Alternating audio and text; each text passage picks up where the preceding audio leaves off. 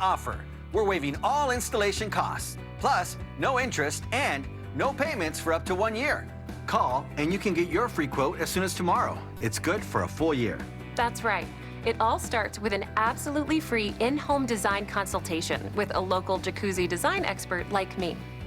Pick your design combination of beautiful, easy clean materials, and we'll waive the installation costs. Plus, enjoy safety features like grab bars and built-in seats. Wow, look at that. It's just beautiful. You can't beat it. Look at that design. The affordability, the quick turnaround, why not? Quality is our top priority. That's why all of our remodels start right down at the studs. And everything we install is backed by our lifetime warranty. Make the call today, and you can have your free in-home design consult as soon as tomorrow. We'll give you a quote that's good for a full year. Call 1-800-375-4550 to schedule your free in-home consultation with our design experts. We'll give you a quote that's good for a year. We're waiving all installation costs, plus no interest and no payments for up to 1 year. Call 1-800-375-4550 today. NBC4 News at 11 a.m. starts with breaking news. Good morning, everyone. Thank you for joining us. I'm Annabelle Sedano. The LA County Fire Department says the cause of the Eaton fire was electrical arcing on a Southern California Edison tower above Altadena. The official cause and origin of the fire confirms what attorneys representing thousands of Eaton fire victims have been saying for more than a year, that a defunct power line that ran through the Angeles National Forest became momentarily energized from live lines nearby in that high winds that day. 19 people died as a result of that fire, and it destroyed more than 9,000 homes and buildings. Southern California Edison has said in court and legal filings that it believed some of its equipment was to blame for that fire, but the report today is the most explicit statement that the Edison line was at fault. Again, breaking news. And we are following more breaking news right now out of Huntington Beach. Take a look. A car went into the water at the Huntington Harbor Bay Club condos. NBC4's Julia Dang is live in News Chopper 4 with those details. Julia. Annabelle, what a morning. You can see two fire departments converging on Warner Avenue here. Looks to me like this white car that we can now see kind of front bumper down in the water here must have crashed through two of these metal gates before ending up in the water. We did confirm with the Huntington Beach Fire Department the driver climbed down on their own. That person has been taken to a hospital. No word on their condition yet, but it did sound like they were conscious. Nobody else in that car. Right now, Orange County and Huntington Beach firefighters are trying to figure out how to get that car out of the water. No major closures here, but definitely be aware this is going on Warner Avenue. Back to you, Annabelle. All right, developing story there, Julia Dang. Thank you.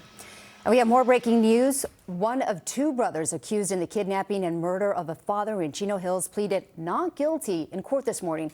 The 60-year-old father was kidnapped, put in a trunk, and then shot in front of deputies last week. Investigators say it was a business deal gone wrong. Let's get right to NBC4's Christian Cáceres. He's in Rancho Cucamonga with what happened inside court and what comes next in this investigation. Christian. Annabelle, well, I can tell you within the last hour, 66-year-old Zhenquan Bo made his first court appearance here in Rancho Cucamonga, where he pled not guilty to those murder charges. Now, inside that courtroom that you see behind me, he did have a Chinese interpreter as this case involving last week's series of crimes continues to move forward.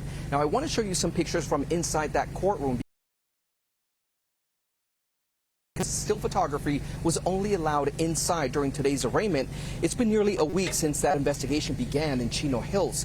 Yesterday, the San Bernardino County DA and the Sheriff's Department said Bo and 67-year-old Zhengfeng Bo allegedly kidnapped and murdered 60-year-old Shakar Iqbar last Wednesday. Now, parts of the kidnapping, the pursuit, and also the shooting with law enforcement were captured on surveillance video from the neighborhood.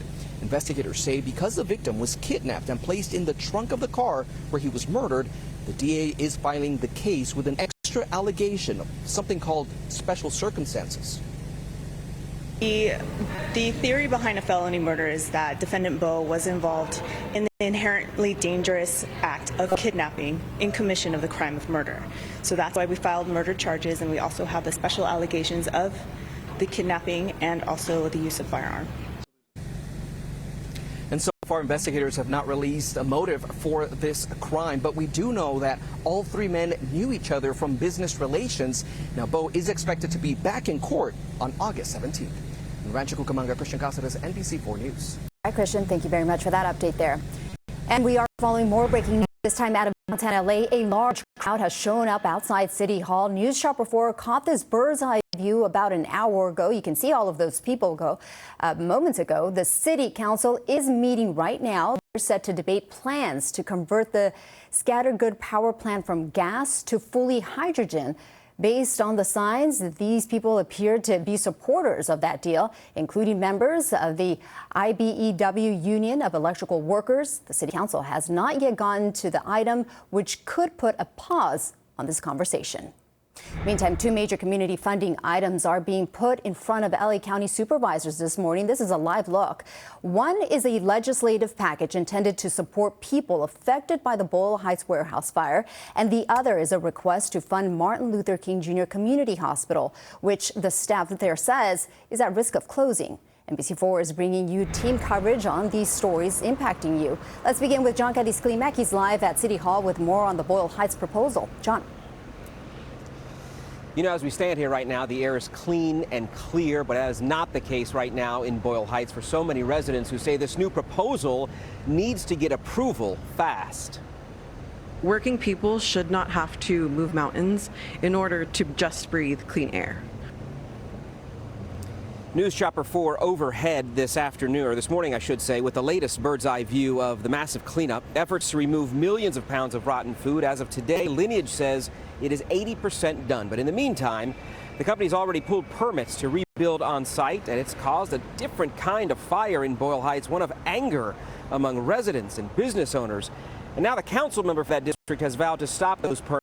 Isabel Jurado calling on her council member colleagues today to approve a 7-point plan that would include a moratorium on rebuilding the Lineage plant and any other giant warehouse in Boyle Heights. But it goes further, calling on council to create an environmental commission to have a local voice on giant businesses like these, to create stronger penalties against companies who screw up that they can't write off as the cost of doing business, and to get the governor to step in to help with cleanup efforts.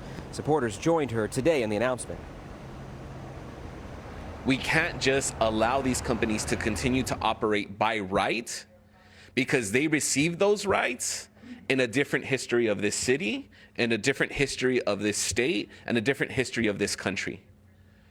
We need a seat at the table so that we can bring the analysis of intergenerational and interdisciplinary understanding of what the impacts are in our communities.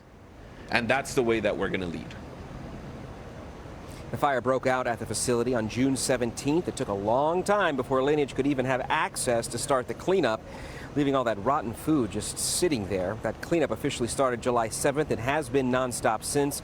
Millions of dollars have already gone to helping businesses and families affected nearby, but we've heard it time and time again. Things just aren't moving fast enough, and this new 7-point plan isn't immune to that either. Even if council approves going forward with this, then it has to go through committee processes as well, which could take some time, and there is no definitive answer as to how long it could take. Reporting in downtown LA, I'm John Kadis-Klimek, NBC4 News. Yeah, so many people out there want this to just happen so quickly. John, thank you so much for that. Also happening right now in downtown LA, the fight to save 3 hospitals in LA County, including MLK Hospital in Willowbrook. News Chopper 4 was overhead a few minutes ago. Hundreds of healthcare workers and advocates are inside that Board of Supervisors meeting asking for help to keep their doors open. NBC4's Brittany Hope is live outside that meeting. Brittany, you were live all morning outside MLK Community Hospital. Tell us about their concerns now. Leaders at that hospital in South LA say that they're facing an $80 to $100 million deficit for next year, and they say that those Measure B funds could help them. In fact, they say they need these funds because this community knows what it's like to have a critical hospital shut down. We saw it before when there was a gaping hole in South LA for 8 years, from 2007 to 2015. And 3 things happened when researchers studied what happened before and after the old King Drew closed. And they found that people couldn't get care, There was delays in care. They couldn't get the care they needed. 2, more people died. There were more people who died from gunshot wounds when the old hospital closed. And number 3, when it went down, all the other hospitals around us had to absorb that volume. Be more fair. Healthcare workers, advocates, and patients are here at the Board of Supervisors meeting right now to make their voices heard. And they're from 3 hospitals, MLK, Catalina, and Pacifica, which is in Sun Valley. Pacifica filed for bankruptcy last month. MLK has one of the busiest ERs in the country and is serving 5 times the patients it was built to treat. And these hospitals' patients are a majority on public insurance or don't have insurance, so they rely on government funds. Mixed lingering impacts from the COVID pandemic and healthcare cuts from the big, beautiful bill, they're on the brink of collapse. So today, with the help of Supervisor Holly Mitchell, they're asking the supervisors to look at the formula of how Measure B funds are given to hospitals, a study they say hasn't happened in over 2 decades. Every year, hospitals that desperately need funding, like MLK Community Hospital in the 2nd District, which doesn't qualify for ongoing Measure B funds, are forced to compete for one-time funding to help keep their doors open. So the question I felt that needed to be answered, and the question before my colleagues in the board today, is there a better and more equitable way to do this? Supervisor Mitchell says that today's vote is really just the first step in a long process to continue supporting these hospitals in the long run. I'm listening into the meeting right now. We'll let you know what exactly is decided ahead on the NBC4 News at 3. Reporting in downtown, Brittany Hope, NBC4 News. Yeah, so many people could be impacted out there. Brittany, thank you for that. Meantime, President Donald Trump makes